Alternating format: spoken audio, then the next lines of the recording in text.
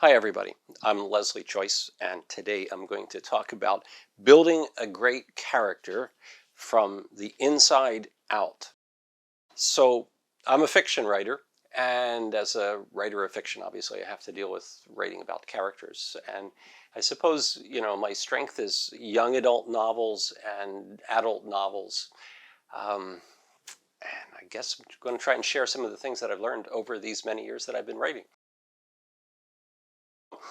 I have a lot of stuff that I'd like to put forward here. I might even be talking kind of fast, so feel free to stop the video at some point and go back to it, but I'd love to pack in as much information as I can.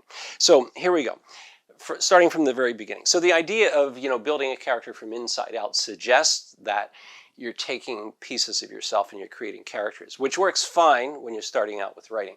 After a while, you're going to get bored about writing about characters who are like you, so you have to still go inside out, but it's not about you. It's about finding really interesting, compelling characters. So here are some of my thoughts about what you can do to come up with some great characters. Let's start with the easy stuff. Come up with a name. Sometimes a name will trigger an interesting character. And I'll tell you the truth. Once upon a time, I sat down with the Nova Scotia phone book, back in the days when we all used phone books, and I went through and I started underlining really interesting names. And I thought these are some great names, especially in rural Nova Scotia. You cannot make these things up. Come up with a name. That's one way. Some writers don't find the right name until they get into the story, but you know how important your name is to you. So come up with a really interesting name, and maybe the whole book will write itself just like that after that.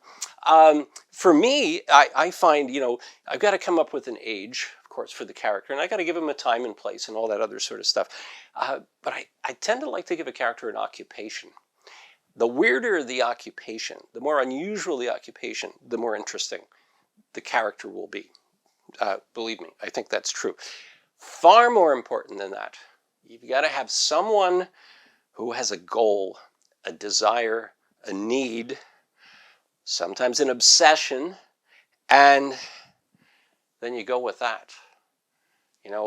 Stories are about characters wanting something and having impediments thrown in their way. More about that here down the line. So what's going to be interesting about your character? What's interesting in the people that you know around you? It's not about their success, by the way. It's about their failures. Failure is very, very interesting in fiction. Success is very, very boring. Never write about successful characters unless they have a lot of flaws, please. But then fears and weakness, that's all good. Fears and weakness as opposed to strengths.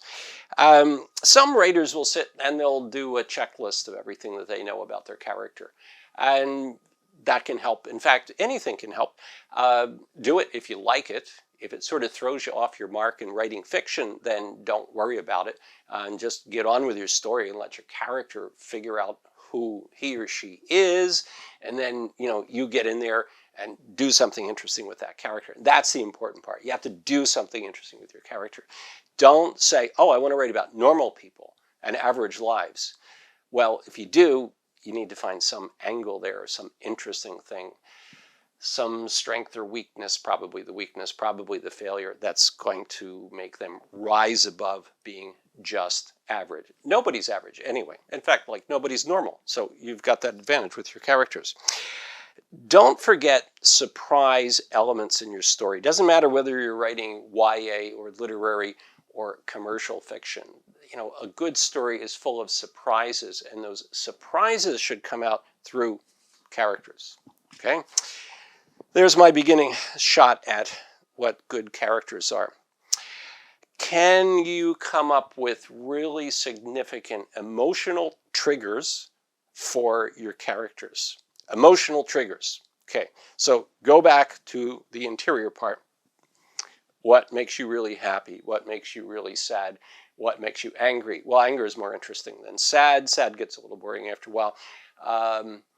What are you passionate about? What are the social issues that upset you? Not that you should write about issues, but we all get, the world affects us in certain ways.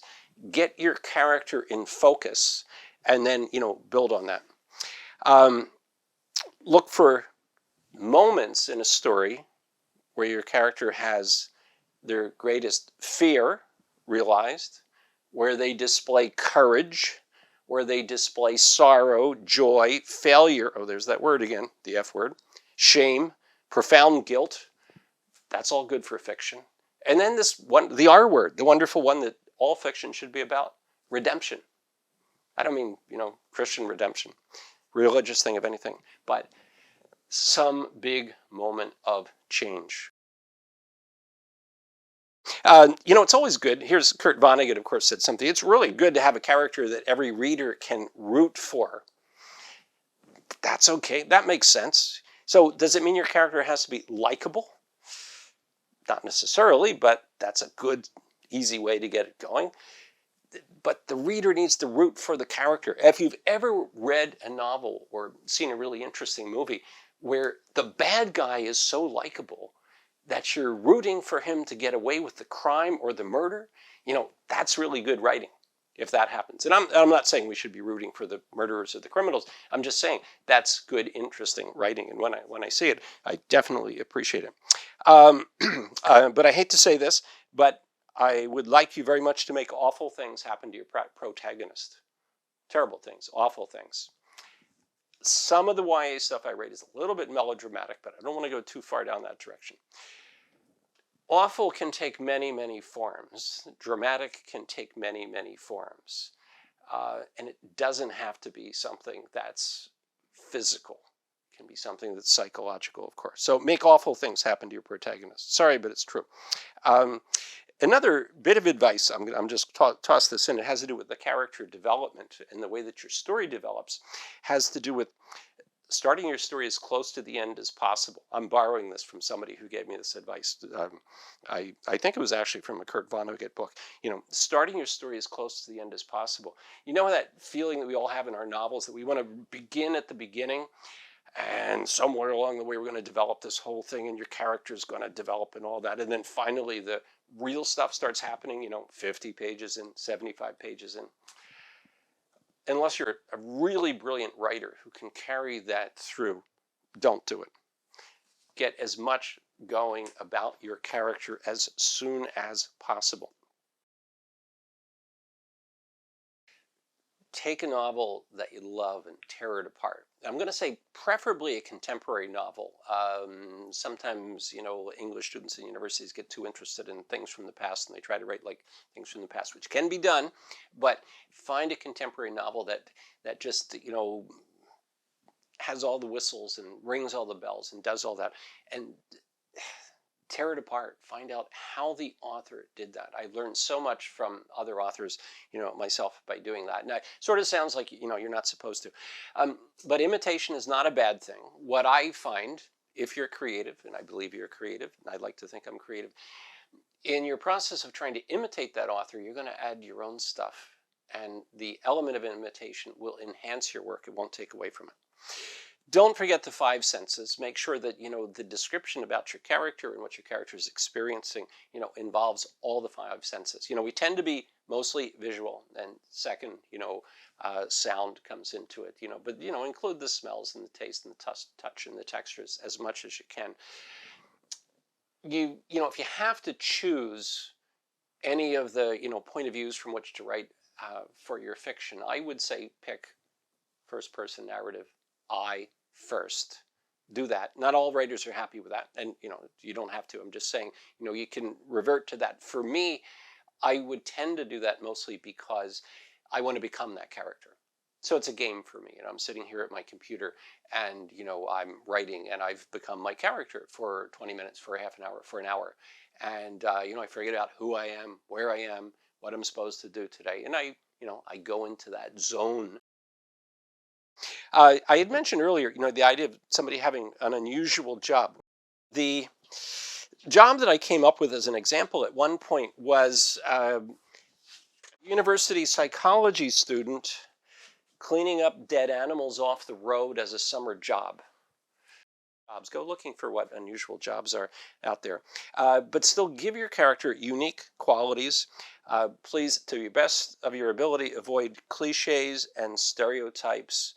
And instead look for the creation of characters that are inspiring in some way, even if they're flawed.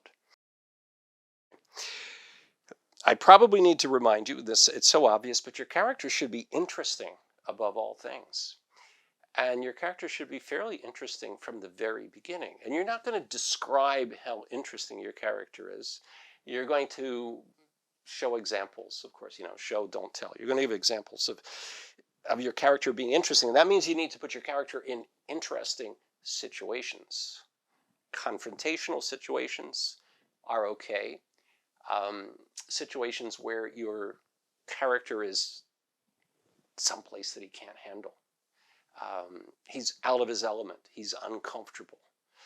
Can you imagine a really dull story about a really comfortable character who leads a nice life in a nice place and doesn't have any particular problems? No, that's not fiction. I feel bad even saying it, but no, fiction is about characters with problems, and especially characters that have certain small or large heroic elements that, they're taken out of the world that they're most familiar with.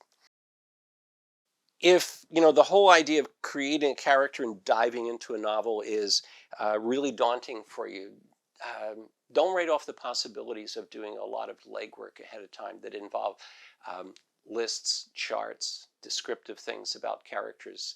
For many writers, this does work. It's kind of a textbook thing. You sit down and you come up with all of your character elements. You give them a name, a profession, an age, a location.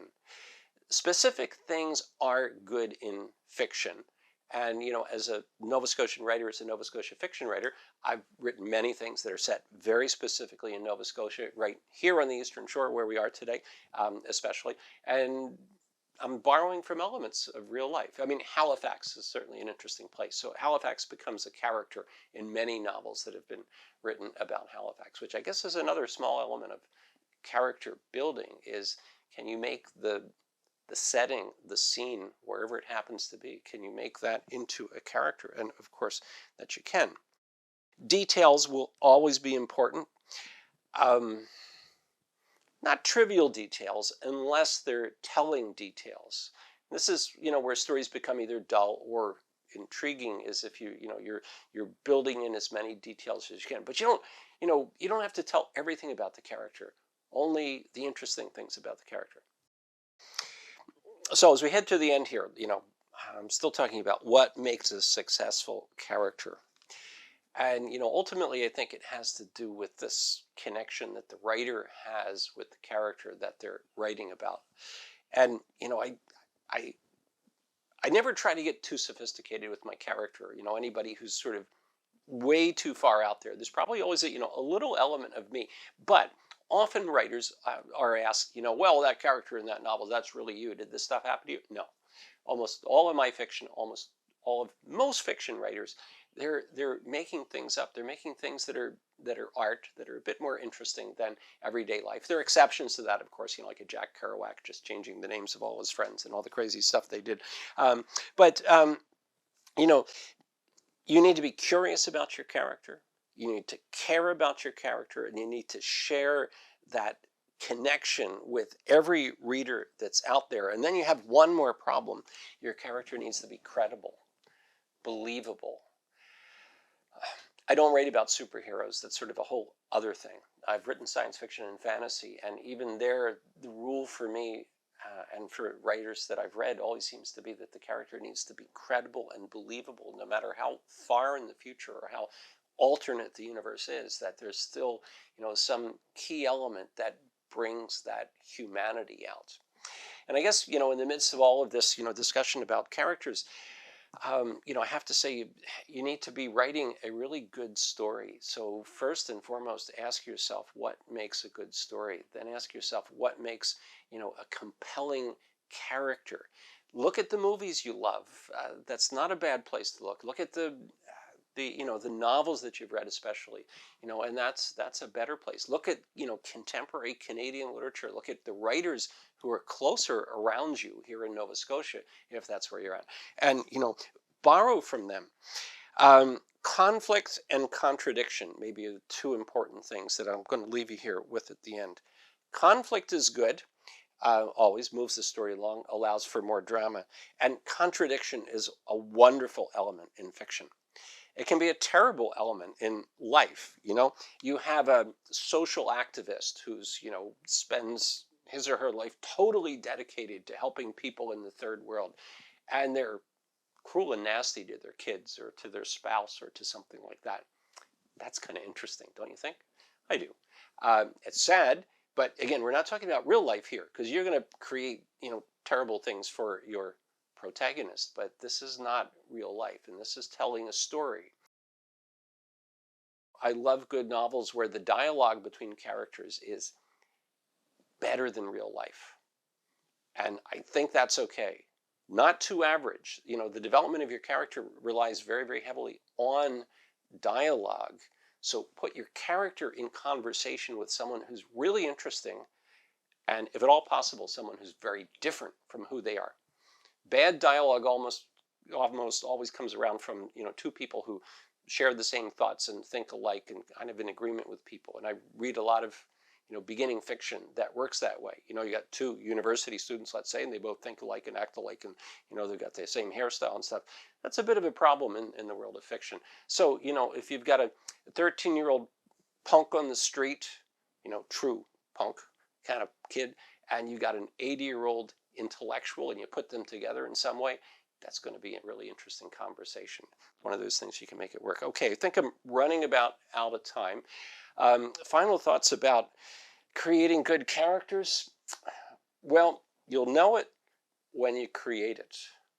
And, you know, I like to say that, you know, your own little world when you're doing your writing is yours and it's not anybody else's. Get it down, create it, work from within, whatever the internal emotional drives are that you have in life. Those are the things that you can put into any particular character. And then from there, the second part, when you're doing all your rewriting of your characters, is to start thinking about your reader. Why would anyone care about this character? And if you can't give yourself a good answer, you have to go back and revise and make it work. And in the end, you should come up with characters that are memorable, compelling, and credible. Thanks.